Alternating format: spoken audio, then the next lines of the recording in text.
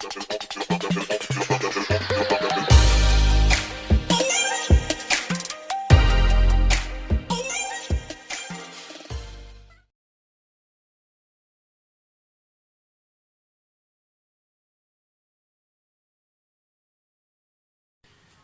I first started learning mathematics, my teacher made me count things.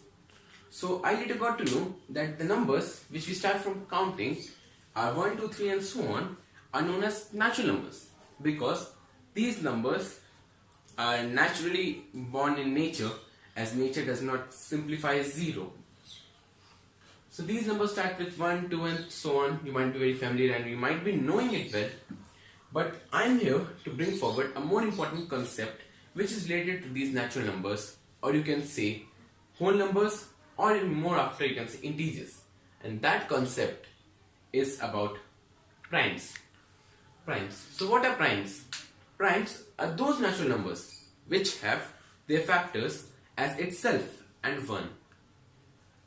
And just the doppelganger, or just the opposite of the primes, which are known as composite numbers, are those numbers which are the product of 2 or more primes, and we can multiply it with 1 as many times as we like, because it won't make any difference. So prime numbers, let's come back to a concept of prime numbers. So which is the smallest prime number? The smallest and only even prime number is 2. Why so? Because every even number after 2 is 4, 6, 8, 10, 12 or anything more than that is already a multiple of 2, as it is even, and every even number is a multiple of 2. So we don't consider any more primes, even primes greater than 2. After that, the next number comes as 3, then 5, then 7 and so on. But the largest prime number before 100 is 97, and the total number of primes between, I would like to say, 0 to 100 are 25. So 2 to 97 contains 25 primes. Yeah, both included. So let's talk about a very interesting and a very generous concept which was found about by a person named as, or we can say now we recognize him as a mathematician. His name was Mersenne.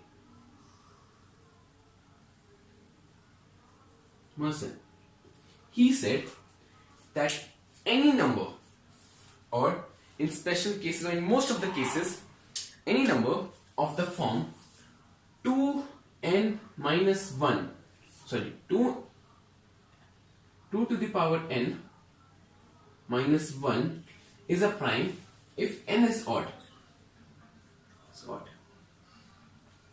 So let's take a few examples of this.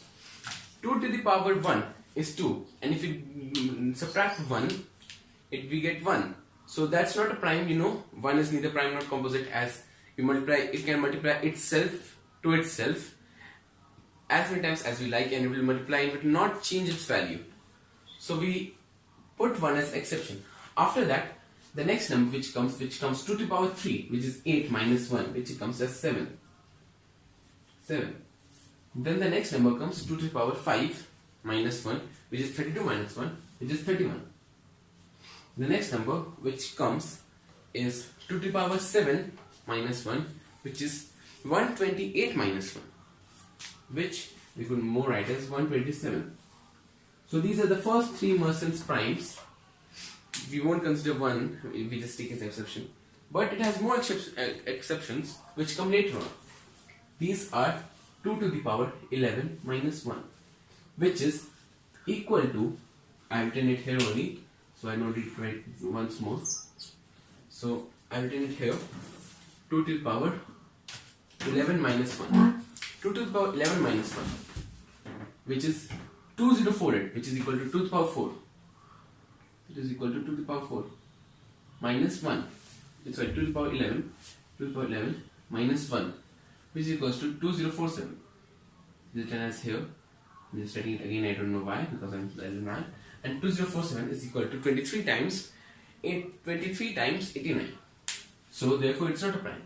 So it is the second exception which we take while considering Merson's primes. So now let's come back to the topic which we are actually making out this video for, is finding out prime numbers. The most basic way of finding out prime numbers, which we can say is Merson's primes, which is very simple, but there is a more basic way that is known as the sieve of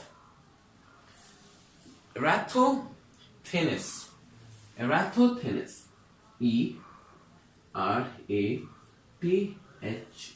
Eratosthenes.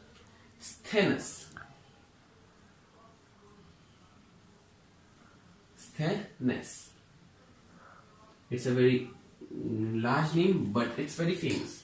So it is a way in which we make tables, or we make tables. For example, I made a table of, I would say, first 20 numbers, or let's take first 30 numbers, because we might get more primes in it. So first 30 numbers.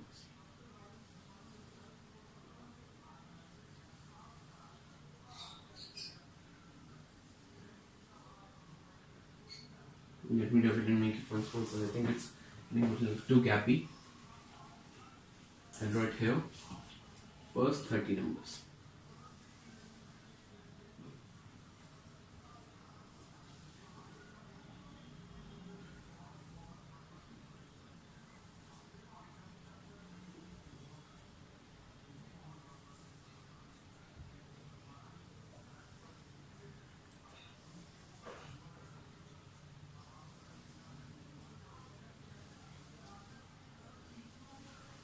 So let's write those numbers.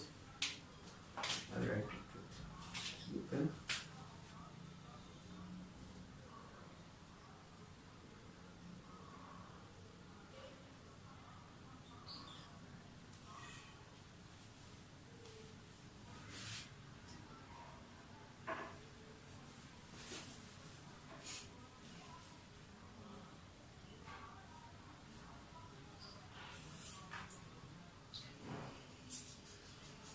So I made a grid of the first 30 numbers. So what this person did, he made grids of large numbers. For example, I did it for a small number, so it won't waste a lot of time. And then he started reducing those numbers which he considered composite. For example, let's do for this theory.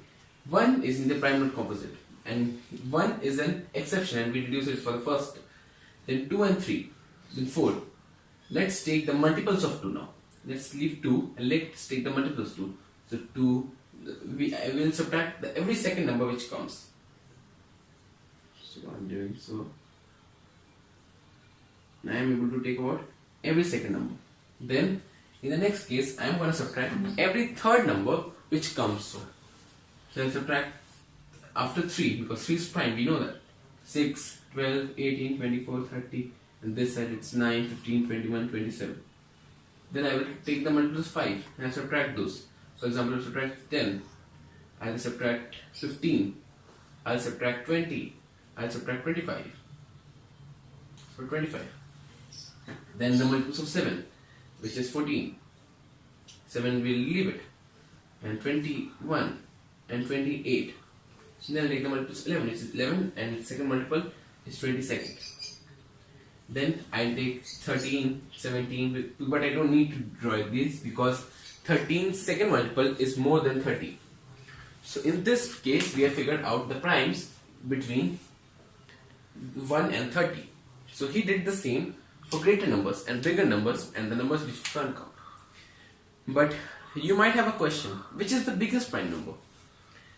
Recently, the great internet Mersenne prime search figured out the largest prime number, which he did by computing, which that person or the group involved for doing so did by computing, they find the largest prime number as 2 to the power 77,232,917 minus 1, which I know I won't be able to write in this board, even in this blackboard, even in the wall behind me, even in my room if I start writing every digit, because that number is 23,249,425 digits long.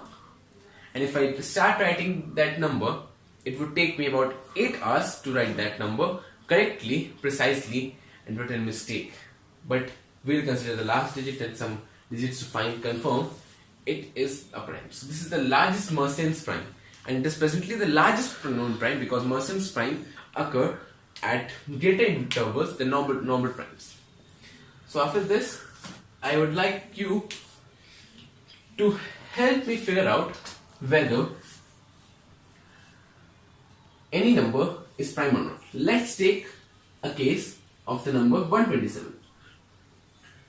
An easy way, nowadays people like this way. Usually we have seen, and we are very conscious about that, the prime number is preceding or succeeding a multiple of 6. Why so? We can check it. Any number greater than 6, we take 7, we take 5 which is less than 6, we take 11, we take 13. So these are consecutive numbers to the multiples of 6. Why so? Because the two smallest prime numbers are 2 and 3, and they multiply to form 6. So 6 is the smallest composite number which is made up of two distinct factors, 2 and 3. Because 4 is 2 times 2 or 2 square, that's why the multiples of 4 minus 1 won't create a big effect. And we cannot take any further number, for example 3 times 5 which is 15, because that might make some difference. As 3 times 5 15 is, multiples of 3 times 5 15 might be odd, and odd multiples have consecutive evens, which is not possible to be a prime. By this method, let's check whether 127 is prime. First, we'll guess, because that's the most illogical thing in mathematics to do, and we have no other option to do so.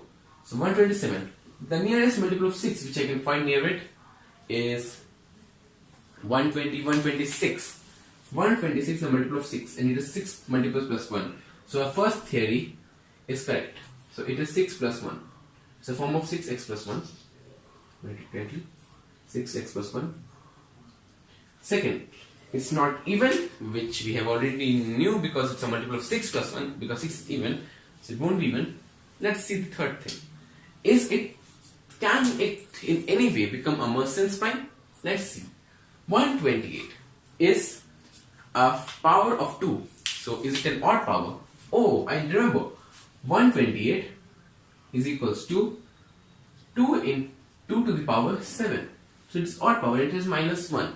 So as we know, there are no exceptions, where there were less exceptions, and as it is a form of Mersenne's prime and as it is a form of 6x plus 1, we might be able to say that it's a prime number. We can always try the method of the sieve of Erasmus or whatever he named himself, find out that whether 127 is a prime or not.